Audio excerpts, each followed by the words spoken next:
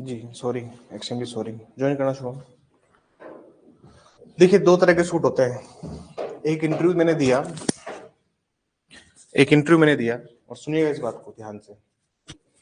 I appeared in interview, और उस interview में मेरा सीबीसी नहीं पढ़ा हुआ था उस टाइम पे। देखिए, मैं आपको भी बोल रहा हूँ, अगर आपको सिविल सब्जेक्ट नहीं आते ना सर, तो जज बनना मुश्किल है थोड़ा। तो ऐसा हुआ मेरे साथ। जब मैं तैयारी स्टार्ट करी थी मैंने, तो एक सवा साल में मेरा एक इंटरव्यू का, स्टेट के इंटरव्यू में नंबर आ गया था। तो जब मैं इंटरव्यू देने गया, तो उसके पहले ऐसा होता है कि आप, मेरा इंटरव्यू 5 या 6 दिन था, तो मुझे सवाल पता लग रहे थे कि क्या सवाल अंदर पूछे जा रहे हैं। मुझे क्या पता लग रहे थे कि अंदर किस तरह के सवाल पूछे जा रहे हैं, क्या सवाल पूछ रहे हैं वो लोग, और क्या चीज दे आर यूजुअली आस्किंग। तो वो चीज मुझे थोड़ा सा इसका इल्म हो गया था कि हाँ, व्हाट दे आर आस्किंग। एक चीज वो बार बार पूछ रहे थे, व्हाट इज स्पेशल सूट। क्या पूछ रहे थे? What is special suit. Civil suit और स्पेशल सूट में क्या अंतर है? बहुत से लोग स्पेशल सूट को स्पेशल केस से कंपैरिजन कर रहे थे, विशेष मामले जो है ऑर्डर 36 उससे कंपेयर कर रहे थे। लेकिन why the special suits are special suits, विशेषवाद क्या होते हैं वो समझिएगा। ये जो वाद होते हैं इनको दिया हुआ है ऑर्डर 37 में। दो तरह के सूट होते हैं सर। अगर आप टोटल कंपेयर करो, वाद जो होते हैं वो दो तरह के होते हैं। एक होता है नॉर्मल सूट। ये कौन था? ये कौन थे महान पुरुष? दो तरह के सूट होते हैं। एक होते हैं special suit. When you are talking about the normal suit में क्या होता है सर? आपने प्लेंट लगाई, सामने वाली पार्टी का राइट है टू फाइल रिटर्न स्टेटमेंट। सामने वाली पार्टी का क्या है सर? राइट है। ऑर्डिनरी सूट में जैसे सूट हुआ, समन हुआ, रिटर्न स्टेटमेंट हुआ, ठीक है ना, फर्स्ट हियरिंग हुई, फिर बाकी so and so fourth. First hearing हुई और फिर बाद में ट्रायल चला, वो सब उसका राइट है। लेकिन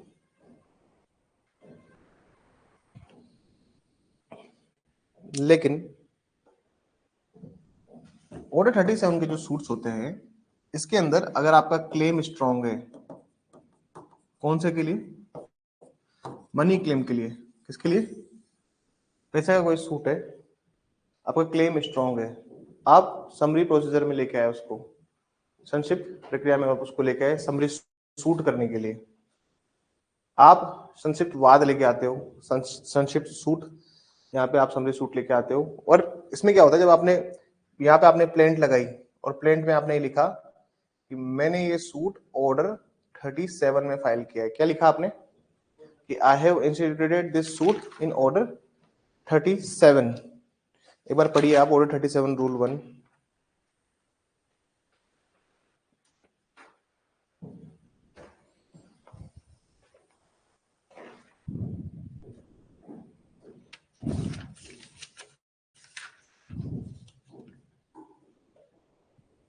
रूल 2 पढ़िए। रूल 2 का ए पढ़िए, 37 का रूल 2 पढ़िए एक बार। ऑर्डर 37 का रूल 2, उसका ए पॉइंट पढ़िए। उसमें क्या लिख रहा है वो प्लेंट के अंदर कि भैया वो 37 के अंदर लेके आ रहा हूं मैं, मेरे को तो वो कोड को स्पेसिफिकली बोल रहा है कि मैं कहा जा रहा हूं सर? 37 के अंदर जा रहा हूं। और 37 के अंदर अगर कोर्ट को लगता है कि उसका क्लेम है स्ट्रॉन्ग, तो कोर्ट सामने वाली पार्टी को रिटन स्टेटमेंट बनने से भी मना कर देगा कि भरने की जरूरत नहीं है, रहने दे, छोड़।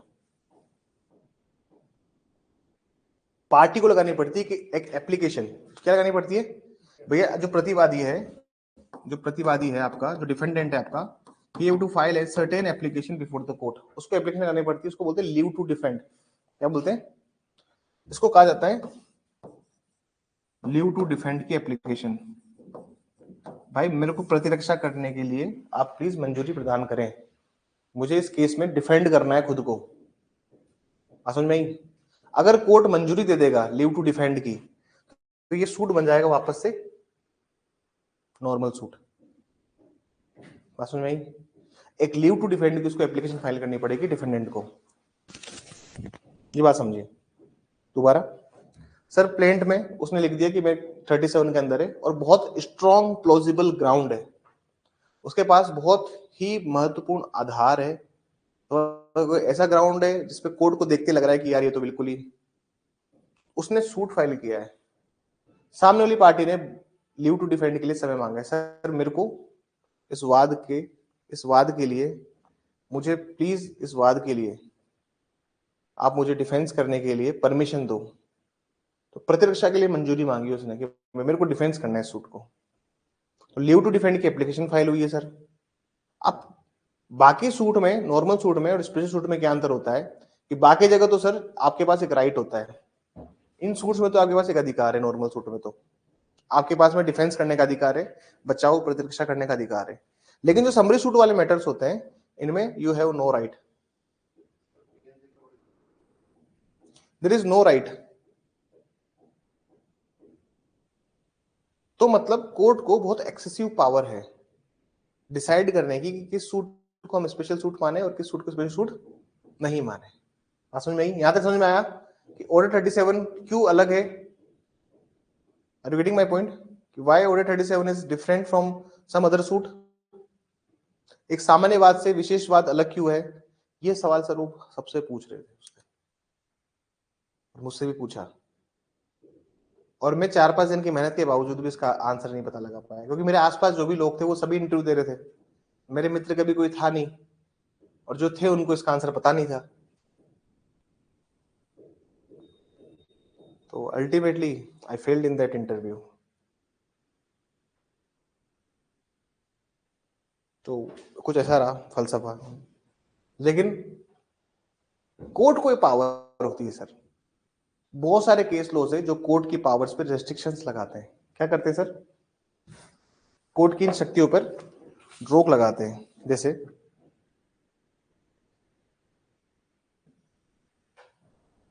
किस तरह से प्रोसीजर काम करता है, यहां तक थोड़ा थोड़ा समझ में आया कि क्या होता है एक basic summary suit. Summary suit एक अलग क्यों है बाकी सूट से? समरी सूट किसके लिए आता है सर? समरी सूट इसके लिए आता है कि जहां पे मनी रिलेटेड कोई क्लेम है। कौन सा क्लेम है? धन संबंधी कोई मामला है, वित्तीय संबंधी कोई मामला है, जैसे प्रोमिसरी नोट हो गया, चेक हो गया। जैसे मैंने आपको बताया कि नेगोशिएबल इंस्ट्रूमेंट जो है, आप एनआई की बात करते हैं, उसमें आपको पता है कि 3 महीने तक आपको चेक प्रेजेंट करना पड़ेगा। पढ़ा होगा ना मैम ने आपको? एनआई केसेस में 3 महीने तक आप चेक को प्रेजेंट कर सकते हैं बिफोर द कोर्ट। अब 3 महीने बाद आप प्रेजेंट नहीं कर सकते। 3 महीने तक आप उस चेक को बैंक में लगाओ।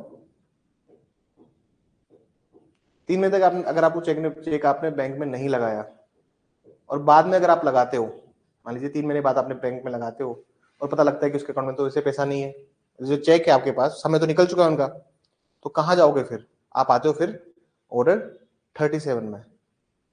रूल 1 ये बताता है कि कौन सा कोर्ट करेगा, क्या क्या एप्लीकेबिलिटी होगी, कौन से न्यायालय समरी सूट वाले मैटर्स करेंगे। तो आप देखना समरी सूट के जो मैटर होते हैं, जो ऑर्डर 37 का जो सूट है, इसमें जो भी जजेस होंगे वो जजेस सिविल जज नहीं होते हैं, वो सब एडीजे लेवल के कोर्ट्स हैं। कौन से कोर्ट्स हैं? एडीजे लेवल के कोर्ट्स बैठते हैं इसमें समरी सूट वाले मैटर्स में। समझ में आई बात? पढ़िए, एक बार पढ़िए, डायरेक्ट निकालिए ऑर्डर 37 रूल 1 देखिए एक बार जल्दी से। एक दो लाइन दिखा देता हूँ आपको। कौन कौन से कोर्ट्स होंगे सर? सबसे पहले लिखा हुआ है कि भैया हाई कोर्ट होगा, सिटी सिविल कोर्ट होगा, कोर्ट ऑफ स्मॉल कोर्ट होगा। कि सिटी सिविल कोर्ट हो या स्मॉल कोर्ट हो। सिटी सिविल कोर्ट हमारे यहाँ नहीं है, जहाँ पे प्रेसिडेंसी टाउन हुआ करती थी, अभी जब प्रोविंशियल टाउन्स हुआ करते थे वहां पे होते थे। मतलब ये नगर सिविल न्यायालय और लघुवाद न्यायालय ये हमारे यहाँ पे नहीं होते, राजस्थान में नहीं होते। ये होते हैं बॉम्बे, गुजरात, मद्रास, कोलकाता, वहां पे आपको सिटी सिविल कोर्ट भी मिलेगा और स्मॉल कोर्ट भी मिलेगा। ठीक है, और इस सब में एडीजे ही बैठते हैं। अगला देखिए कौन और कौन सा कोर्ट है?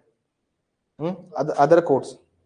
अदर कोर्ट्स जो हाई कोर्ट चाहे तो नोटिफाई कर सकता है। ठीक है ना सर? अब देखिए कौन कौन से मामले होते हैं। सेकंड क्लोज में देखिए कि कौन कौन से मैटर समरी प्रोसीजर के अंदर आते हैं। इस संक्षिप्त प्रक्रिया के अंदर, संक्षिप्त वाद के अंदर कौन कौन से मामले आते हैं सर? पहले कौन सा आता है? बिल ऑफ एक्सचेंज, विनिमय पत्र, हुंडिया, वचन पत्र, हुंडीज, प्रोमिसरी नोट। आगे देखिए कौन कौन से मैटर आते हैं सर, जहां पे सर क्या है? Money payable to the defendant. क्या है सर? किस चीज के लिए आ रखे हैं सर? ऋण या धन के रूप में लिखे हुए, ऋण या धन, अंडरलाइन करते चलिए, ऋण या धन के रूप में। ठीक है, जहां पर रिटर्न कॉन्ट्रैक्ट है और पार्टी क्या चाहती है? उससे पैसा लेना चाहती है। आगे देखिए सम ऑफ मनी है, तीसरा देखिए, या फिर कोई प्रिंसिपल अमाउंट है, लिक्विडेटेड डिमांड है, गारंटी वाला पैसा है। तो मनी वाले मामले कहाँ आते हैं सर? तो अगर पार्टी के पास में कोई स्ट्रॉन्ग और प्लॉजिबल ग्राउंड है तो कोर्ट अगर चाहे तो ऑन द सेम मोमेंट भी कोर्ट डिसाइड कर सकता है पूरे मैटर को।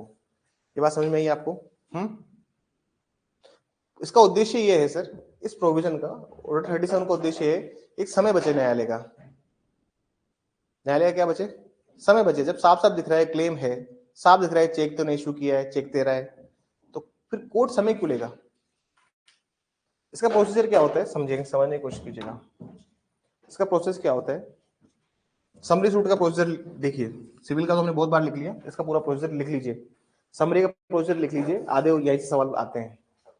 सर सबसे पहले यहाँ पे सूट फाइल किया आपने, ठीक है, समन भेजा फॉर अपीयरेंस, उपसंजात होने के लिए, उपसंजाति के लिए समन, उपसंजात होने के लिए समन, समन फॉर अपीयरेंस। तो 10 दिन का समय रहेगा उसके पास। कितने दिन का? प्लीज सर इसको बना लीजिएगा, ये 10 डेज ना बार बार पूछता है प्रीलिम्स में। 10 दिन का उसके पास समय रहेगा कि वो आए कोर्ट के सामने और अपना क्लेम रखे। फिर make his appearance, make his appearance, आएगा सर अपनी उपस्थिति यहाँ पर दर्ज करवाएगा कोर्ट के सामने। सूचना देगा प्लेंटिफ को कि भैया मैं आ चुका हूं। वादी को क्या देगा सर? सूचना, नोटिस टू द प्लेंटिफ, ठीक है। सेकंड जो समन होता है, दिस इज समन नंबर 1। कौन सा समन है ये? पहला समन। देयर इज सेकंड समन। कौन सा समन जा रहा है सर अब कोर्ट से? द सेकंड समन। और जो सेकंड समन होगा वो किस रेस्पेक्ट में होगा? दूसरी बार जो समन जाएगा, सेकंड समन जाएगा, इस समन को बोलते हैं यहाँ पे समन फॉर जजमेंट। क्या बोलते हैं इसको?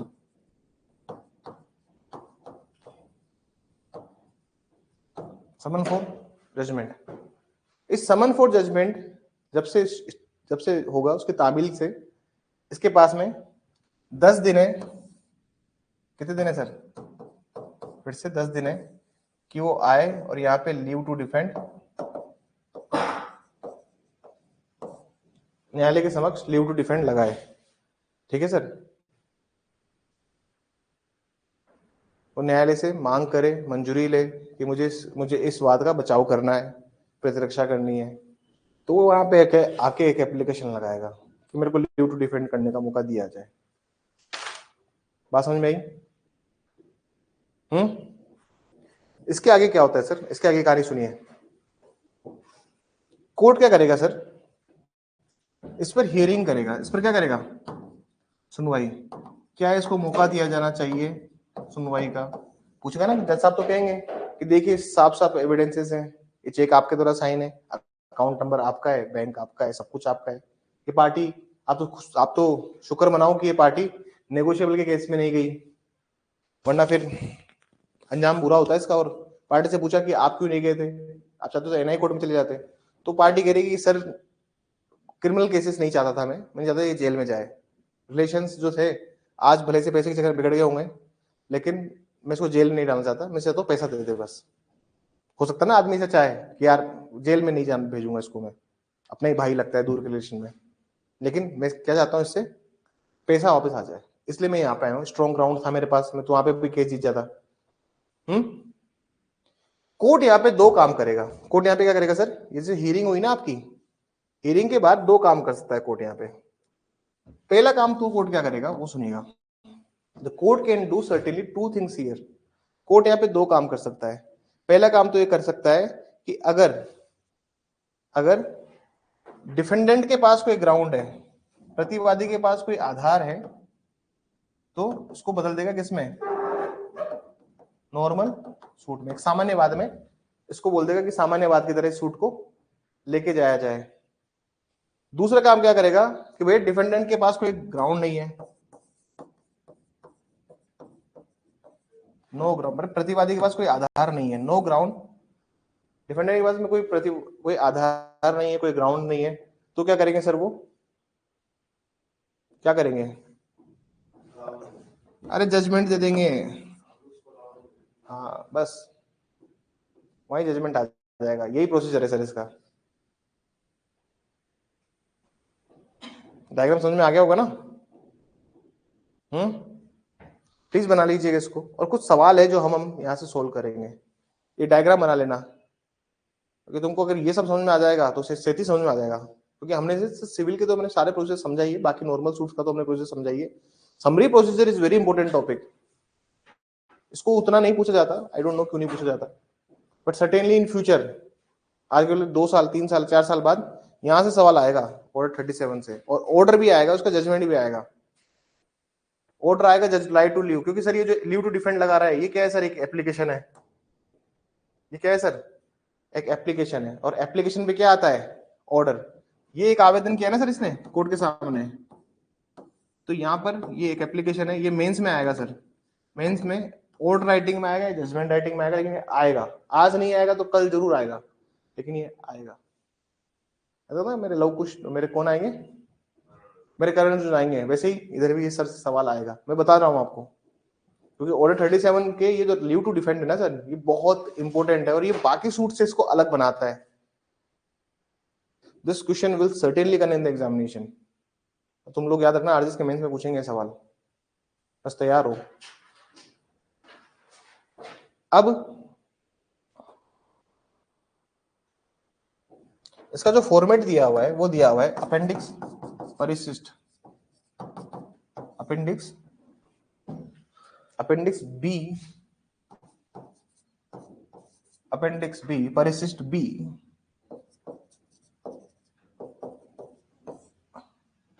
फॉर्म नंबर 4 और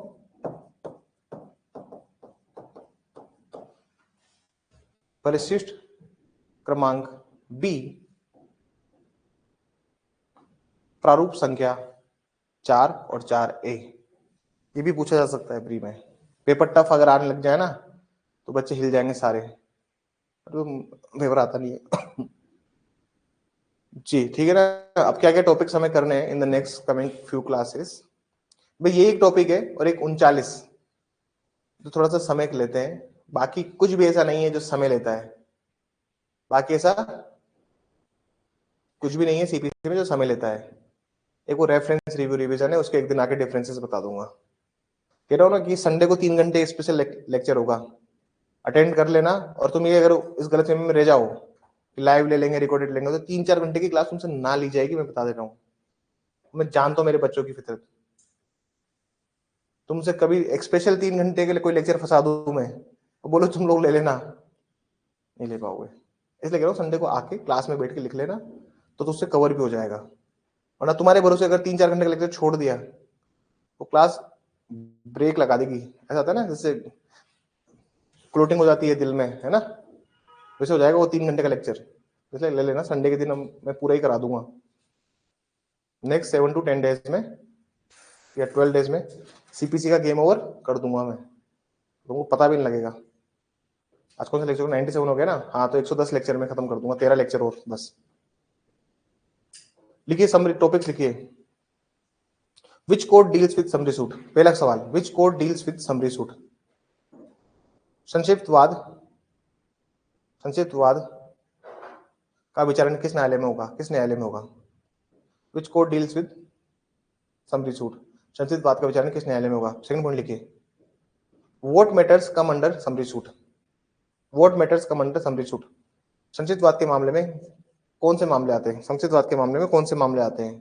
पॉइंट नंबर 3 लिखिए, is any specific pleading required, is any specific pleading required for summary suit? यदि, ऐसे लिखिए, ऐसे लिखिए, क्या संक्षिप्तवाद के लिए कोई विशेष अभिवचन आवश्यक होते हैं?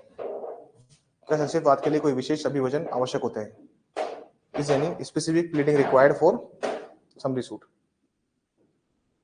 आगे लिखिए, क्वेश्चन नंबर 4 लिखिए, what is the procedure of summary suit, what is the procedure of summary suit? संक्षिप्तवाद की क्या प्रक्रिया है, संक्षिप्तवाद की क्या प्रक्रिया है? ये सारे सवाल आते हैं सर यहाँ से, संक्षिप्तवाद की क्या प्रक्रिया है, what is the procedure of summary suit? Next लिखिए,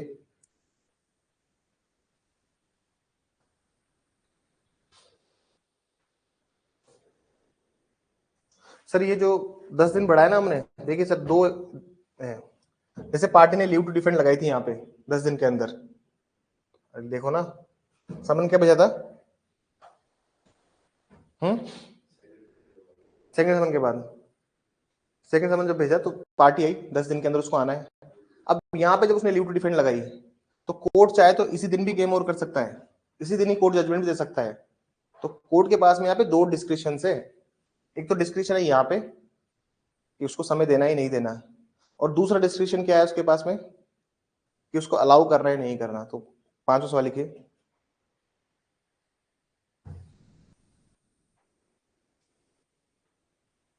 न्यायालय का समय बढ़ाने के मामले में क्या विवेकाधिकार होगा? न्यायालय का समय बढ़ाने के मामले में क्या विवेकाधिकार होगा? What is the description of court in extension of time period? In extension of time period.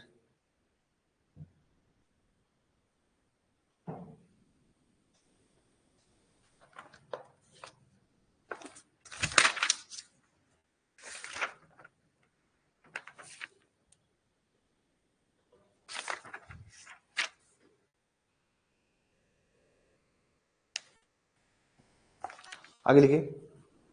प्रतिरक्षा, ऐसे लिखिए, प्रतिरक्षा करने की इजाजत, प्रतिरक्षा की करने की इजाजत के आवेदन को मंजूरी देने के लिए क्या विवेकाधिकार होगा? प्रतिरक्षा करने की आवेदन, प्रतिरक्षा करने की इजाजत के लिए आवेदन को मंजूर करने का क्या विवेकाधिकार होगा? ऐसा कुछ समझ लीजिए, बस लिख लीजिए, सवाल लिख लीजिए। मतलब प्रतिरक्षा के लिए जो आप आवेदन कर रहे हैं उसको मंजूर करने के लिए न्यायालय का क्या विवेकाधिकार होगा? कभी कभी लाइन ना वो कुछ होता है ना, कभी कभी हो जाए वो। लिखिए, what is the description of court in allowing the application for leave to defend, और ये इंग्लिश में भी होता है। What is the description of court allowing